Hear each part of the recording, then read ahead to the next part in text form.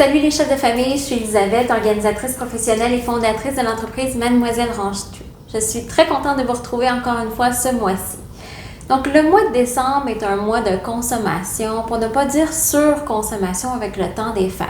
Et souvent en janvier, dans la nouvelle année, on parle de résolution, on parle de nouvelles habitudes qu'on veut entreprendre. Donc je veux vous parler spécifiquement ce mois-ci de comment intégrer des nouvelles habitudes d'achat. Plus spécifiquement, je vais vous parler de questions à se poser avant d'acheter un objet.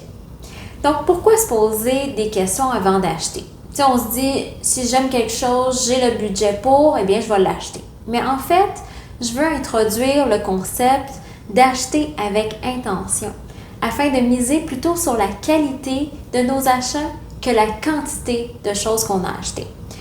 Alors, avant d'acheter une autre paire de jeans ou une autre paire de souliers ou encore une énième article de cuisine qu'on n'utilisera pas, voici 5 questions à se poser.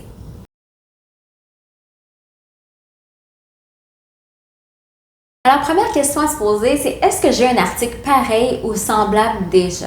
Il va de soi que si vous avez déjà plusieurs exemplaires de la même chose, c'est peut-être pas essentiel d'en ajouter un autre à votre collection et d'encombrer votre espace davantage. Sinon, avez-vous déjà entendu parler de la règle de one in, one out? En gros, si vous entrez un objet dans votre espace, il va falloir en retirer un autre pour ne pas encombrer davantage. Donc, c'est souvent ce que je vais conseiller si vous avez des objets qui sont semblables, mais que vous pensez ont vraiment des utilités légèrement différentes. Deuxième question à se poser, c'est est-ce que je vais l'utiliser plus qu'une fois? Souvent, on se fait prendre par les achats impulsifs. « Ah, c'est tellement tendance. Ah, j'aime la couleur. Ça serait tellement beau chez moi. » Mais est-ce que vous l'aimez vraiment tant que ça? Et à long terme. Allez-vous le porter plus qu'une fois? Allez-vous utiliser ce gadget de cuisine plus qu'une fois pour une seule recette? Donc, pensez à ça aussi. Troisième question, c'est est-ce que cet objet mérite sa place chez moi, chez nous?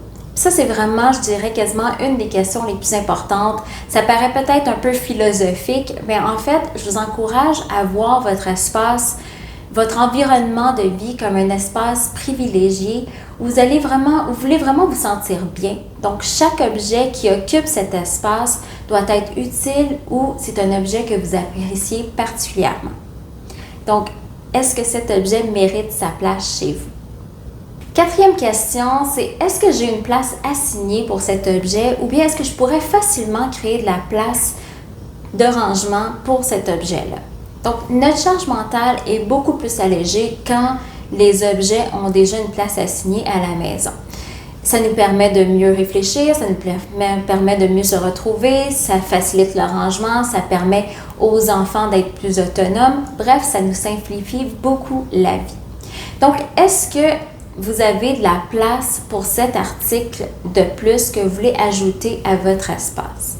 Par exemple, une paire de jeans que vous venez d'essayer, vous l'aimez, ça vous va bien, vous voulez l'acheter, mais votre tiroir est complètement plein. Donc, c'est là que la règle du one in, one out peut vraiment être appréciée aussi parce que si vous décidez que cet objet mérite sa place, que vous allez l'utiliser plus souvent et que vous avez des choses semblables, mais que vous pouvez faire un tri dans ce que vous avez, c'est le moment de retirer un article de votre tiroir de jeans pour pouvoir le remplacer par ce nouveau que vous voulez acheter. Alors, la cinquième et dernière question à vous poser avant d'effectuer un achat, c'est est-ce que je veux cet article seulement parce que le prix est bon? Donc, je reviens à l'idée que votre maison est un espace privilégié. Est-ce que vous voulez vraiment l'envahir par des trucs qui ont simplement été achetés à bon prix? Maintenant, je ne dis pas de rien acheter à rabais. Au contraire, je suis vraiment pour les bons prix. Mais encore une fois, veut-on miser sur la quantité ou la qualité des achats? Donc, c'est sûr que le prix est un facteur important, c'est certain. Mais je vous encourage à acheter si un objet est principalement utile pour vous ou bien vous l'appréciez particulièrement. Donc, et voilà, l'idée, là, c'est de réfléchir avant d'acheter. Vous allez voir que ces quelques questions vont devenir une habitude après quelques fois. Mais rappelez-vous, achetez avec intention. Qu'est-ce qui est le plus important, la quantité ou la qualité? Donc, venez jaser avec nous sur le groupe Facebook VIP Chef de famille pour nous dire comment ça se passe pour vous. Est-ce que vous arrivez à vous poser ces questions-là avant d'acheter un objet? Le faites-vous peut-être déjà? Donc, sur ce, je vous dis à bientôt!